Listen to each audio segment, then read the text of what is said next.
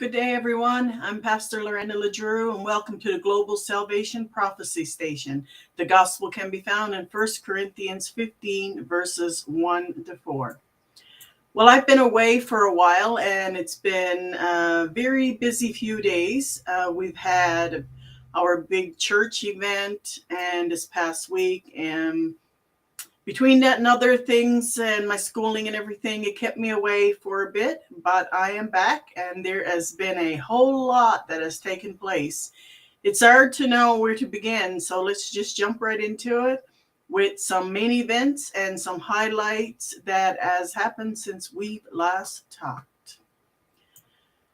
All right, we in the past we have talked a lot about the solar flares that has been coming in from the sun the last while, with huge activity that has increased over time, and it's getting worse as time go on. So it's not slacking. It is going to pick up, and it will more and more. A couple of days ago, which was around Friday or so to be exact, so probably about 3 days ago or so, the sun shut off a huge flare facing Earth. It is said that it will reach Earth today or tomorrow, and so we will expect that to arrive anywhere within the next 24 hours, and it will probably cause some havoc. We know that these flares cause anywhere from radiation, radio issues, phone, electronic blackouts, earthquakes, volcano eruptions, plane delays. It do knock out satellites, and with the radiation that enters Earth, it can cause sickness and also activate some chemical plant explosions, and we have heard quite a bit on that lately. So be prepared to hear of some of these things happening today, tomorrow, or say the next 24 to 48 hours. We should see activity with that. The sun's solar activity is speeding up more and more, and the results are getting worse as it is affecting the entire universe and all the planets in the solar system. I mean, it's affecting each and every one. This can create some major issues, of course, for us here on Earth with all the things that we had just listed. So, yeah, the entire universe is kind of shaking. So, anyway, most of us has already heard by now about the train derailments that has taken place in the U.S. There was one major one that took place in Ohio that spilled a huge amount of chemical, and it is said that many people in that area are experiencing sickness. It also has spread into Canada through the air, up into Ontario and Quebec. And then two more happened just a few short days ago.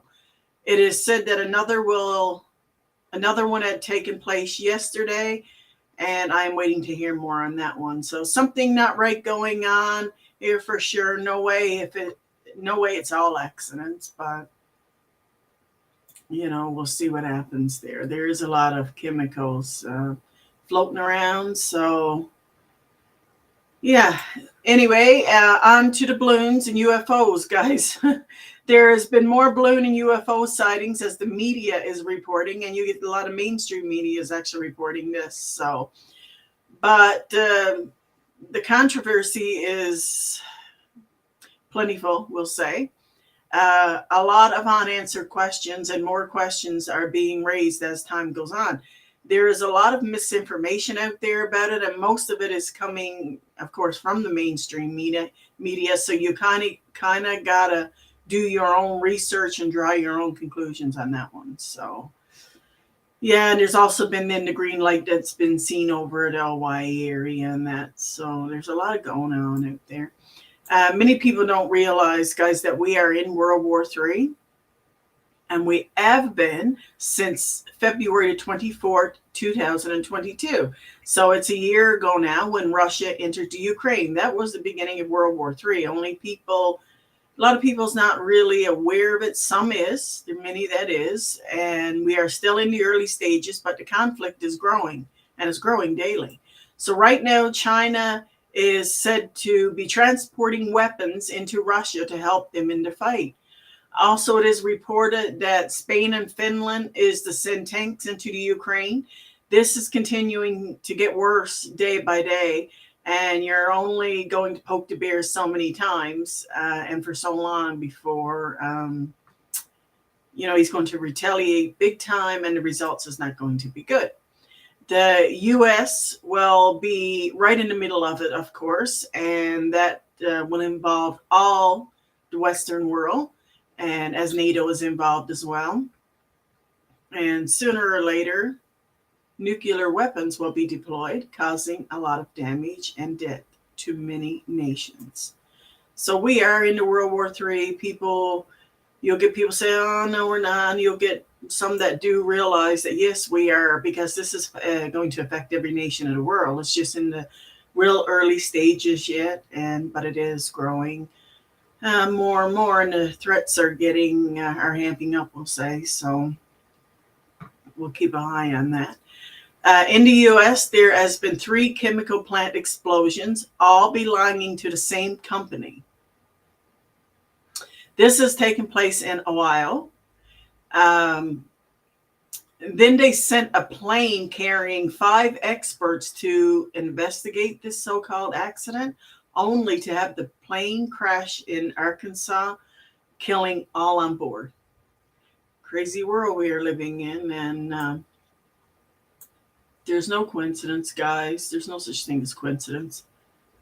Things that happen for a reason, and yeah. Anyway, on to Israel. There have been many attacks going on in the Holy Land lately. The IDF, which is the Israel Defense Force, went in and flushed out a terrorist group, leaving 11 people dead just a few days ago, and wounded approximately 100 people. 3 of the dead was the leaders of the terrorist group. And now the members of this group are retaliating, and it is causing chaos in the streets in certain areas in Israel. I know Jerusalem, Pastor Paul Begley was just in Jerusalem. They were pretty safe there, but there is things that is going on all over Israel, but there is one area where it is quite intense. So, and it is reported now that there has been rocket fire that has taken place in the retaliation of what had happened with this terrorist group. So all the rockets at one point had been shot down by the IDF. Only one got through, which landed in a deserted area, and no injuries or damages were reported on that. So we're going to see more of that happening and taking place as we are living in the last days, and Israel is the goal. Many of us who know the Bible know that. So Turkey is still getting it with earthquakes. So is Indonesia and other places. But right now, the death toll is still rising from that major Turkey quake. And it is up now to over 50,000 people.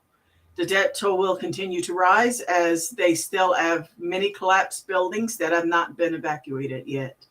And they've not gone through the debris and everything, and the piles of collapsed buildings. And so, the death toll is definitely going to rise. So such a sad event there, but this is the type of thing that is happening as we are getting those solar flares and stuff that's coming in from space during these solar storms. And when they hit Earth, they cause major damage and death. And places like Turkey and that is getting it the hardest because a lot of those places run along the fault line. So when the pressure comes in Earth, these are the areas that actually is easy to activate. So it causes a lot of damage in those areas. But what's happening, I mean, it can hit anywhere in the world. And any of those solar flares that's coming in from space it's not only going to hit those fault lines, it's going to be, like the Bible says, earthquakes in diverse places. So it's going to be earthquakes in different places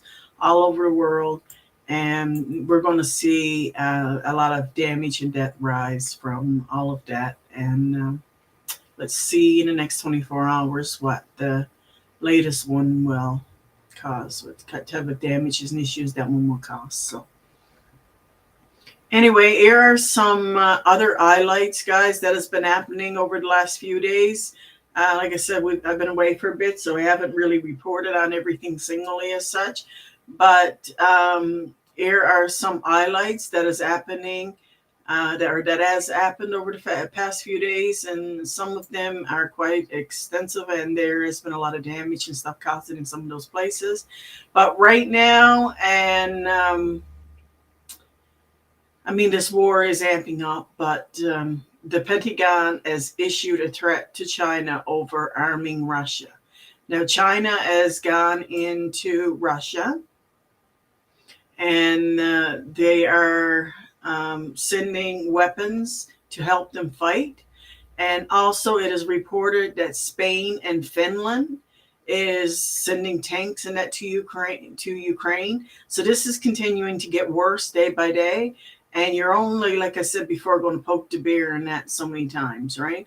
So there's a lot that's going on there, and now the Pentagon has issued threats to China over arming Russia.